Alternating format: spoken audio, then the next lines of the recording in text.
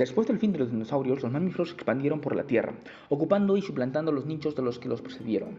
Con la ayuda del puente de hielo y pequeños estrechos de agua, estos se distribuyeron entre los 7 continentes de la época, pero después de 50 millones de años, en un rincón en lo que ahora llamamos Norteamérica, se formó una especie única, los camélidos.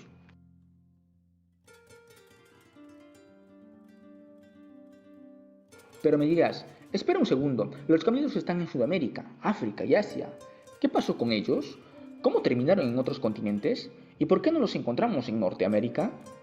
Bueno, la respuesta para cualquier migración abrupta es el cambio climático. Esta migración se dio de manera escalonada. Primero, hace 6 millones de años, una especie antecesora probablemente para Camelus emigró hacia las etapas de Euroasia por el estrecho de Bering. Después, hace 3 millones de años, debido al descenso de la temperatura en el continente por una particularmente fuerte edad de hielo en la Tierra. Varias especies de camélidos emigraron cruzando el Istmo de Panamá, originando por el movimiento de placas y el descenso del mar, hacia Sudamérica. El clima de Sudamérica está dominado por 3 características: la presencia de los Andes, la amplitud de las latitudes que abarca esta y la diferencia de temperaturas entre el Atlántico y el Pacífico. Desde selvas tropicales hasta estepas similares en las que las europeas y sabanas, montañas infranqueables y el desierto más seco del planeta, hace a Sudamérica uno de los continentes más diversos en climas del planeta. Esta diversidad de climas es lo que provee al continente una gran diversidad de fauna con adaptaciones adecuadas a sus medios. Un ejemplo es el desarrollo de patas natatorias en el capibara. Y estas adaptaciones en el clima diverso es lo que causó a los camélidos pudieran acoplarse al clima más difícil del continente.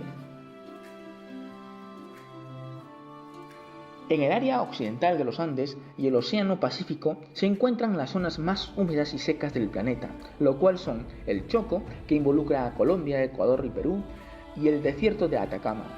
El clima de los Andes centrales se caracteriza principalmente por ser frío, con inviernos ventosos y con lluvias infranqueables. El suelo en su mayoría es pedregoso y salino y arcilloso. Es debido a esto que la única vegetación que crece en los Andes centrales es el pasto.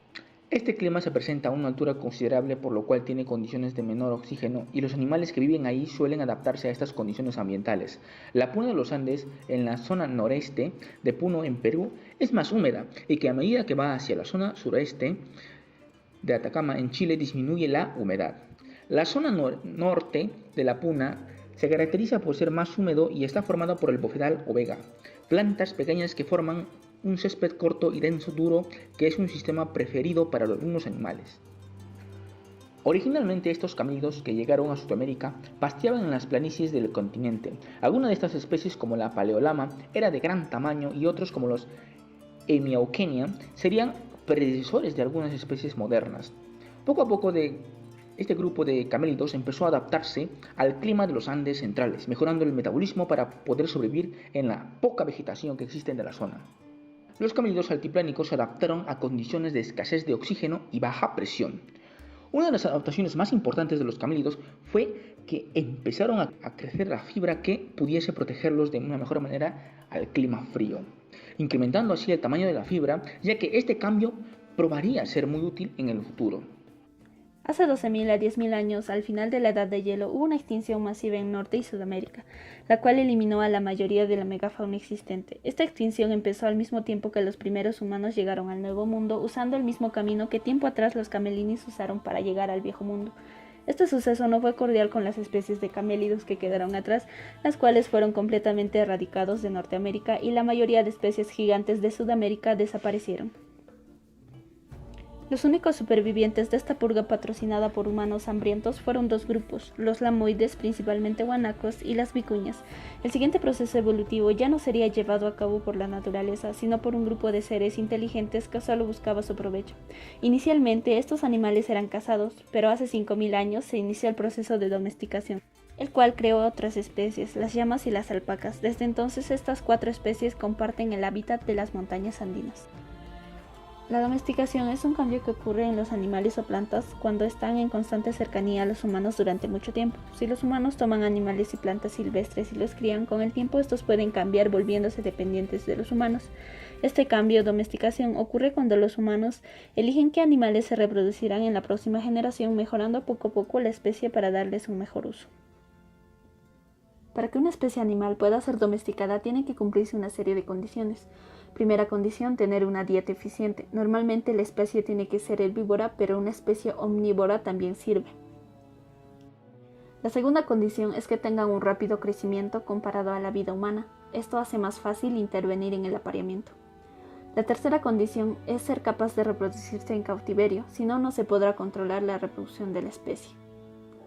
La cuarta condición es que tenga una naturaleza cordial. Es la diferencia entre si un animal solo te escupirá o si terminarás en el hospital. La quinta condición es que no entren en pánico fácilmente. Hay algunas especies que pueden escapar rápidamente o se ponen muy nerviosas al ser acorraladas. Como sexta condición, tener una estructura social. El tener una estructura social preestablecida permite que los humanos tomen control de la jerarquía. Hay varios caminos que una especie puede tomar al ser domesticada, como ser comensales que están adaptados a un nicho humano, por ejemplo perros, gatos, aves, posiblemente cerdos, o ser animales de presa buscados como alimento, por ejemplo ovejas, cabras, ganados, búfalos de agua, yak, cerdo, reno, llama y alpaca, o ser animales seleccionados para recursos de tiro y no alimentarios, por ejemplo caballo, burro, camello. El proceso de domesticación toma varios pasos, pero para las especies de presa comúnmente sucede de la siguiente manera. Un grupo de cazadores-recolectores se encuentra con la necesidad de comida, así que cazan a algunos animales, en este caso una manada de vicuñas, pero se ven compitiendo con otros depredadores, tal vez otro grupo de cazadores-recolectores o animales carnívoros, así que intentan protegerla para no quedarse sin su fuente de alimento. A medida que el tiempo pasa, esta manada se acostumbra a la presencia de humanos con los que conviven y los que les proveen protección, así que para los humanos también se vuelve más sencillo cazarlos. A los animales acostumbrados a cohabitar con humanos se les puede restringir su movimiento, con la construcción de un corral por ejemplo, y finalmente con los animales confinados se finaliza la domesticación al controlar la reproducción de estos. Se hipotetiza que este proceso se realizó en la vicuña alrededor de 5.000 años atrás en lo que es la zona de la Puna de Junín, originándose la alpaca. La cultura pucará es una de las primeras culturas del altiplano y del surandino que desarrolló el conocimiento y tecnologías de la actividad agrícola. Lograron que el altiplano sea una zona ganadera de llamas y alpacas. Esto se convirtió en una tradición la cual perduró por siglos. El pastoreo se conoce indirectamente por el hallazgo de lugares con pinturas y petróglifos, donde se representan escenas de la actividad pastoril. También se hallaron instrumentos para hilar y piezas de huesos para la textilería. Algunos dibujos de personajes pastoreando conduciendo alpacas presentes en las cerámicas clásicas se han relacionado con la reproducción o domesticación de las alpacas. La importancia de las alpacas en la antigüedad podría deducirse con el hallazgo de las momias en el Yarar, lugar costero del Perú en el Valle de Moquegua. Se descubrieron 26 momias de llamas y alpacas, que estaban disecadas y bien preservadas, que fueron criadas por la cultura preincaica chiribaya entre los años 700 a 1300 después de Cristo. En los suelos de las habitaciones que formaban parte de las estructuras hechas por la cultura chiribaya fueron encontradas algunas ofrendas como hojas de coca, turquesa, conchas marinas, trozos de plata, plumas, momias de cuis y momias de camélidos que fueron sacrificados por un fuerte golpe y rápidamente enterrados en condiciones de extrema aridez que fueron condiciones excelentes para su preservación. Para los incas, las alpacas eran los animales más preciados e importantes. Los incas no solo utilizaban su carne y su lana, sino también utilizaban sus huesos y sus excrementos. Por ejemplo, su carne lo consumían en preparaciones tradicionales como el charqui, que es una carne deshuesada, deshidratada y preparada con abundante sal, y la chalona, que es una carne seca, procesada, con sal pero con hueso. La lana para los tejidos, sus huesos para instrumentos musicales y su excremento como abono. Las alpacas fueron consideradas como animales importantes en rituales religiosos para sacrificios. Los incas concedieron una importancia especial a la alpaca. Es así que las alpacas solo se sacrificaban en fechas importantes como la celebración de la Pachamama, ofrenda al sol, entre otras. El ritual de sacrificar una alpaca al amanecer, al mediodía o al atardecer servía para tranquilizar a sus dioses y así promover la fertilidad de sus rebaños. Los tejidos que se realizaban con lana de alpaca tenían un gran valor ritual y social. Estos tejidos eran para los miembros de la realeza, asimismo servía para los trueques y obsequios entre aliados políticos. En cambio, para los demás pobladores incas, los tejidos eran burdos, hechos de lanas de llama. Los incas consideraban a la lana de alpaca como la fibra de los dioses o el oro de los dioses. Con la llegada de los españoles al Perú empezó una marginación hacia las alpacas y una posterior persecución, provocando que las alpacas se desplazaran de zonas favorables hacia el ambiente altoandino. Los rebaños de estas zonas costeras y valles fueron los primeros en desaparecer, debido a que sus tierras de pastoreo fueron usurpados para la cría de ovejas, vacas, cerdos y cabras.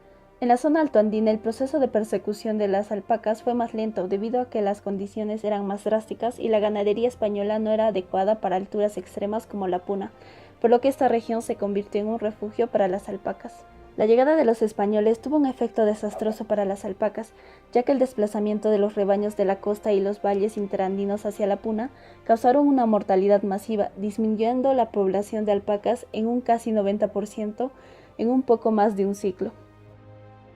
La llegada de los españoles no solo provocó el desplazamiento y la disminución de las alpacas durante la época colonial, sino que desde ese momento la crianza de alpacas en el Perú es principalmente realizada en zonas altoandinas. La iglesia que vino con los españoles se encontraba interesada en recaudar diezmos de la producción agrícola que cosechaban productos originarios de España, que eran los únicos a los que se les gravaba este impuesto. Por esta razón prohibió el consumo de carne de camélidos y cultivos andinos. Es por eso que empezó la Asociación de Pastores y Ganados, comenzando la crianza de estos animales. Los camélidos fueron el único sustento de la población indígena de la altura. A pocos años de la independencia de España se enviaron los primeros embarques de fibra de alpaca, especialmente ingleses, e inicia una demanda considerable por esta materia prima, por lo que el sur peruano y Bolivia se insertan en el mercado internacional. La razón para que la fibra de alpaca volviera a tener una demanda potencial se debió a un modesto fabricante de telas, hijo de agricultores llamado Titus Salt. Su éxito se alcanzó cuando se introdujo el uso de las fibras raras para las telas peinadas que provienen principalmente de la alpaca y el mohair. Para el año de 1836, en un periodo de 3 años, la importación de la lana de alpaca subió a la cantidad de 2 millones de libras. En los años siguientes, su fabricación produjo millones de yardas de las telas más finas de alpaca del mundo. Esta circunstancia de la gran demanda de fibra de alpaca por la industria inglesa da inicio a un nuevo periodo de la explotación y crianza de camélidos. Se forman los compradores exportadores en Arequipa y se liga a los mercados la producción de las economías campesinas de los pastores de la altura, siendo considerada como una actividad extractiva por los comerciantes y procesadores de fibra.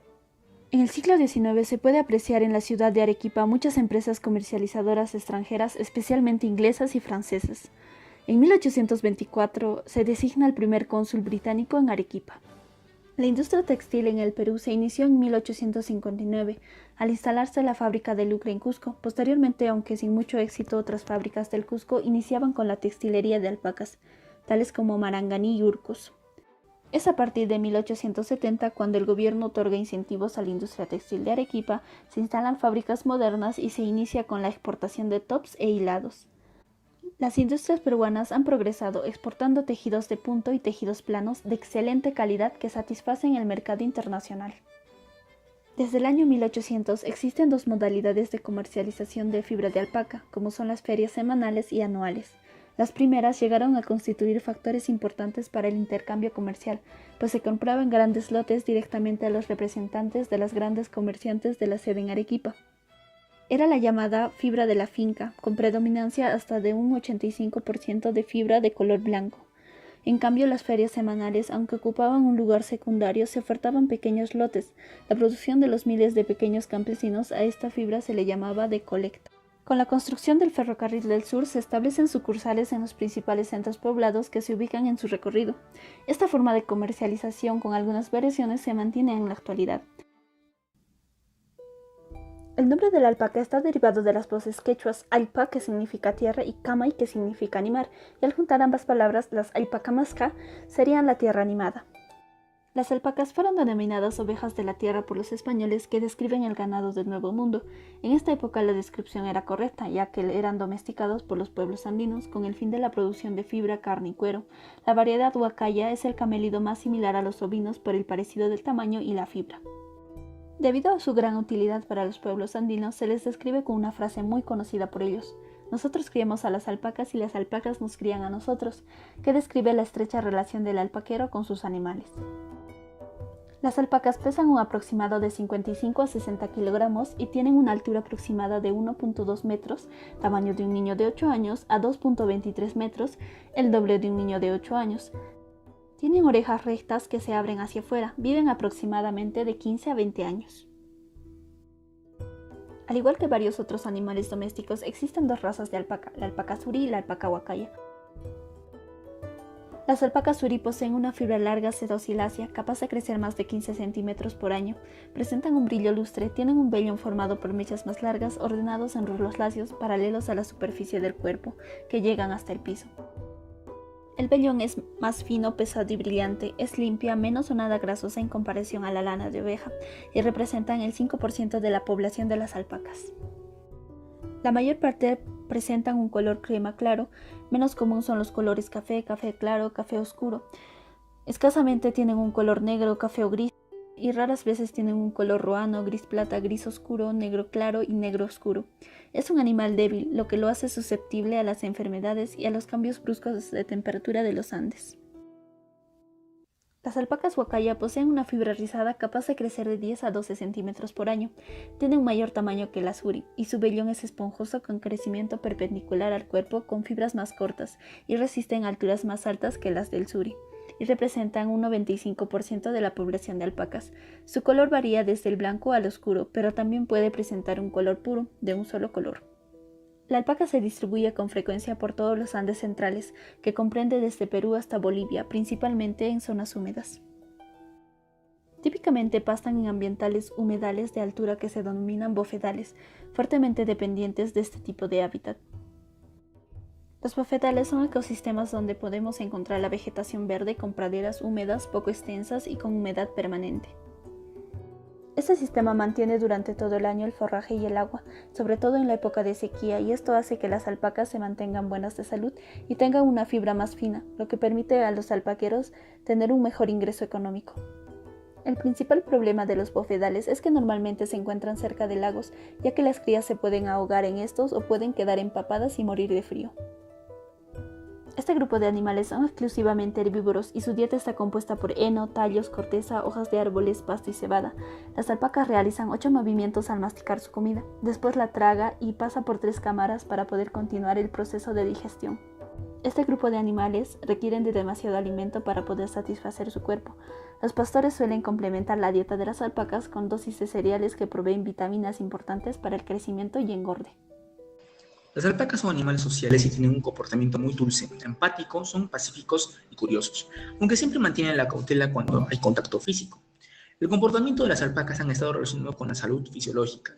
Cuando presentan buena salud tendrán un comportamiento sociable y cuando no, se mantendrán aislados del grupo. Una de sus costumbres más relevantes es revolcarse empolvando su fibra para generar una cámara de aire. En la época de sequía, se trasladaban las alpacas por manadas hacia zonas altas con una altitud de rango de 3.500 a 5.000 metros sobre el nivel del mar, para que no sufran efectos de la temperatura. Además, siempre suelen dormir en corrales, salen por su pastor a las bofedales con las zonas cercanas y al atardecer retornan al corral. Algunos estudios científicos sostienen que se organizan jerárquicamente, es decir, un macho dominante, alpacas machos, hembras y sus crías. Estos animales tienen la capacidad de advertir a sus semejantes de algún peligro procediendo de un sonido peculiar conocido como graznido.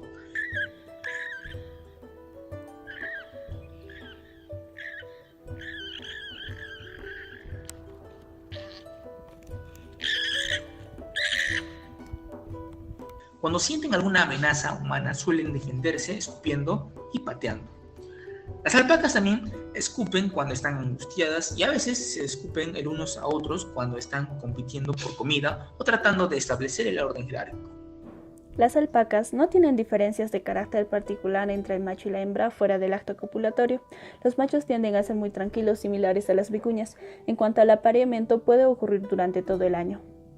La alpaca hembra es madura reproductivamente entre los 12 y 15 meses, mientras que el macho lo es alrededor de 30 a 36 meses. La alpaca es una especie polígama. Los machos dominantes pueden formar un harén integrado por un grupo de 5 a 10 hembras en celo. La ovulación de la hembra es un proceso inducido que se activa durante el acto de la copulación y por acción del semen. Según los expertos, el semen provoca un efecto químico que desencadena una oleada preovulatoria de la hormona luteinizante. Cuando la hembra está en la etapa de la gestación, rechaza cualquier intento que haga el macho para unirse a ella. El alumbramiento ocurre entre 242 y 345 días, naciendo generalmente una sola cría que pesa entre 6 y 7 kilogramos. La hembra podría aparearse alrededor de 10 días después del parto. Antiguamente se conocía que las alpacas provenían de los guanacos, pero estudios cromosómicos más actuales aclaran que la descendencia de las alpacas es la vicuña. La intervención del hombre sobre los camélidos produjo cambios en la genética entre las vicuñas y su domesticación, dando lugar a las alpacas. Después de la llegada de los conquistadores y el completo colapso de la sociedad andina, trajo como consecuencia diversas hibridaciones entre las diferentes especies de camélidos, y las alpacas no fueron ajenas a estas, produciendo un desorden genético que es reflejado hasta la actualidad. Actualmente se considera que 4 de cada 5 alpacas son híbridas. Esto se observa en el aumento del diámetro de la fibra en comparación a las alpacas precolombinas. Los híbridos de las alpacas son diversos de manera natural. Se tiene el guarizo, que es el cruce entre la llama macho y la alpaca hembra, el misti entre la llama hembra y la alpaca macho. La alpaca vicuña no solo es obtenida por cruce natural, sino también por inseminación artificial entre la alpaca hembra y la vicuña macho. Esta última tiene mayor beneficio, ya que tiene una fibra muy similar a la vicuña, pero de mayor rendimiento. La etnozoología se encarga de estudiar la relación entre los grupos étnicos, que son poblaciones que se distinguen de los demás por poseer una identidad cultural propia, como sus tradiciones y costumbres, y la fauna silvestre de su entorno. El antropólogo Flores Ochoa de Perú describe cómo clasifican los pastores a sus alpacas, que viven a más de 4.200 metros sobre el nivel del mar, de alturas en zonas cercanas a Cusco. Una denominación general es uywa, que significa ganado, y esta se clasifica en ganado con lana millacuy, uywa, que incluye a las alpacas y llamas, y en menor medida ovejas, y el ganado sin lana, en donde ellos clasifican a las alpacas de muchas formas. Según el tipo de fibra, se tiene a la alpaca suri y huacaya. Según el color de su fibra, se tiene 19 tonos del blanco al negro, pero también se tiene una combinación de colores de animales manchados, lo que permite tener una coloración diversa con más de 36 combinaciones en relación con la base de blanco al negro. Esta diversidad de colores es afectada por la demanda hacia las alpacas, que presentan un color enterizo, como el blanco, por parte de la industria textil.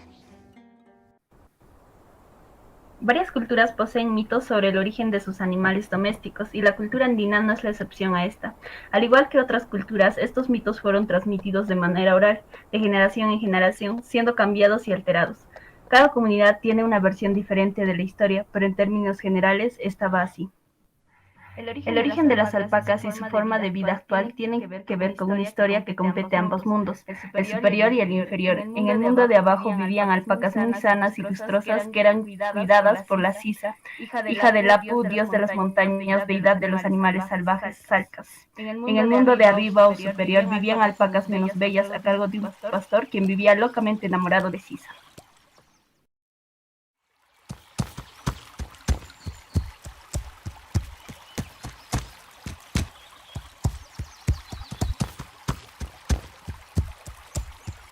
Un día más vengo a postrarme ante ti, Dios de las montañas, deidad de los Alcas, para pedir la mano de tu linda y querida hija.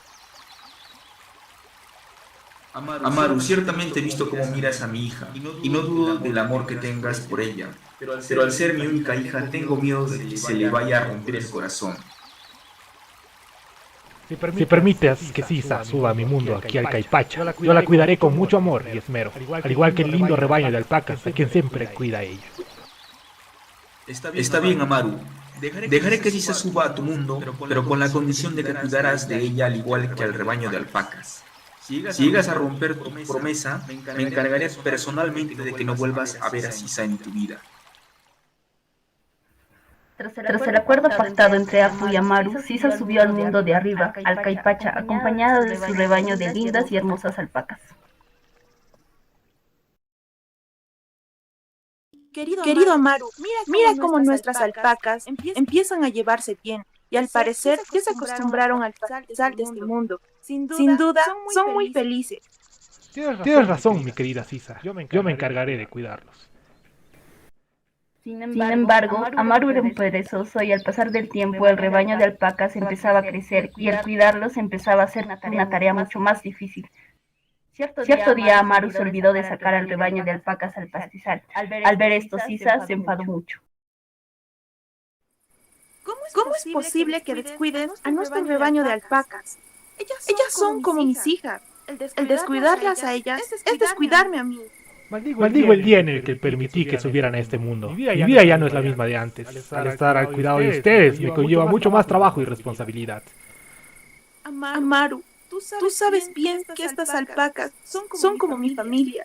Y me parte el corazón al ver que ahora se convirtieron en una carga para ti.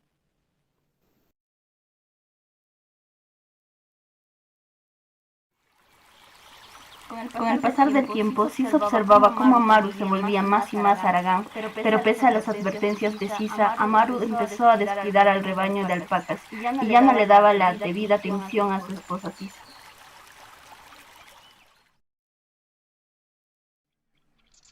Querida Amaru, nuestras alpacas están enflaqueciendo y me pone triste que ya no me des la atención como tu esposa. Últimamente te descuidaste de mí. Tus alpacas me conlleva mucha responsabilidad, así que ya no quiero saber nada de ellas. Sisa, al oír tremenda queja por parte de Amaru, da media vuelta y camina hacia el pastizal donde se encuentran sus alpacas. Amaru, yo amo a mis alpacas. No puedes dejarlas. El no querer saber nada de ellas es no querer saber nada de mí. Sisa empezó a llorar desconsoladamente junto al atado de alpacas que estaban rodeándolas. Ciertamente recordaba que su padre, Dios de las montañas, ya no le permitiría regresar al mundo de abajo. Las lágrimas de Sisa empezaron a humedecer el pastizal y este se convirtió poco a poco en un agual. Se dice que Sisa empezó a hundirse junto al atado de alpacas. Se cree que fue un portal que la llevó nuevamente al mundo de abajo. Sin embargo, sucedió que algunas alpacas que estaban un poco más alejadas quedaron para siempre en el mundo superior y no pudieron regresar. Es por tal motivo que las alpacas siempre están cerca a las aguadas porque esperan que regrese su dueña, la hija del Apu, a buscarlas. En las actividades humanas se aprovechan las diferentes cualidades de la alpaca, de las cuales destaca su carne, que tiene gran cantidad de proteína. Además, su sangre posee moléculas de inmunoglobulina para el tratamiento de enfermedades por causa viral o bacteriana, y tiene una piel especial para la industria del cuero. Económicamente juega un papel importante, ya que los productos de esta especie se vienen comercializando a nivel nacional, siendo la fibra la de mayor tamaño. Sin embargo, en menor proporción se comercializa carne, cuero y crías. La carne de alpaca presenta ventajas frente a otros productos cárnicos, ya que posee menor porcentaje de grasa y colesterol, y con alto contenido de proteína. La carne y su calidad puede variar a causa de diferentes factores como son el hábitat, edad, sexo y alimentación del animal. Generalmente se consume más carne de alpaca en los meses de mayo-abril, puesto que en Sudamérica, Perú, las estaciones se dividen en dos: la época de lluvias, de noviembre a marzo, en donde existe abundancia de alimentos, y la época de sequía, que es la otra mitad del año, en la cual hay escasez de comida. Entonces, al comienzo de la época, entre mayo y abril, se realizan los sacrificios de alpacas con el fin de reducir el rebaño y mantener a los ejemplares más sanos, jóvenes y fuertes en pie. A la carne se le puede dar diferentes procesos según el tiempo de duración, como son la carne fresca y la carne seca, chalona o charqui. A partir de la carne se puede elaborar diferentes tipos de hamburguesas, enlatados, embutidos y chorizos con características específicas en su olor, sabor y textura. Para conseguir la chalona y charqui, la carne es desgrasada, rebanada en filetes, salada y secada. La diferencia entre la chalona y charqui es que la primera lleva huesos mientras que la otra no los lleva. El método utilizado por los pequeños comerciantes es el secado usando equipos solares que aceleran el proceso y garantizan el control higiénico.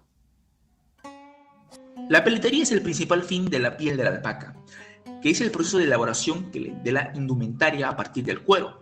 Los orígenes de la peletería se remontan a épocas prehispánicas. Los principales productos de la peletería son alfombras, juguetes y prendas de vestir. La peletería es un proceso largo que consiste en el curtido de la piel de alpaca y seguidamente la inconfección. A pesar de todos los usos ya descritos en la industria de la fibra de alpaca, Es la principal razón de su crianza. Las fibras de alpaca son reconocidas a nivel mundial, ya que se puede ser más fina que las fibras que otros animales, lo cual es sinónimo de calidad y por ende muchos peruanos se dedican a este negocio, ya que tiene una demanda internacional. La razón por la cual la fibra es cotizada es por las propiedades físicas y estructurales de la fibra en comparación con otras fibras naturales. El haber evolucionado en un ambiente de variaciones rápidas de temperatura, las alpacas desarrollaron una fibra que es un buen aislante térmico. 9 veces mejor que la lana de oveja. No contiene componentes alérgicos como la lanolina. Debido a que la intensa selección de las alpacas dada por los antiguos habitantes precolombinos, se llegó a producir una fibra natural más suave y fina del planeta. Para realizar la esquila, primero los alpaqueros limpian el lugar donde se realiza. Con la ayuda de 2 personas se sujeta a la alpaca para poder limpiarla utilizando una escobilla, ya que las fibras se hallan sometidas a la radiación solar constante, lo que hace que las puntas de las fibras se quemen. Después se estiran la alpaca en el suelo sobre una manta o yute o plástico y sujetan las patas y una estaca para comenzar el proceso. Se supone que al costado del animal se empieza a esquilar por la parte del pecho hacia la espalda, sin cortar los pelos gruesos, lo que corresponda a las patas y la cabeza. Luego se da la vuelta al animal y se hace lo mismo con el lado izquierdo. Se estira el animal esquilado con mayor cuidado para evitar que el vellón se desintegre y por esta forma conseguimos el vellón de la alpaca. La fibra entonces es comprada y recolectada por los alpaqueros y esto se envía al centro de categorización. En estos lugares los especialistas clasifican la fibra de alpaca, ya que no todos los vellones son iguales, ni todas las fibras en el vellón tienen las mismas características. La separación se realiza según la calidad y el color de la fibra. Estas cualidades están en función de la raza de la alpaca y de la finura, longitud, suavidad y limpieza de la fibra. Este proceso se hace de forma manual usando la sensibilidad y la destreza de los clasificadores.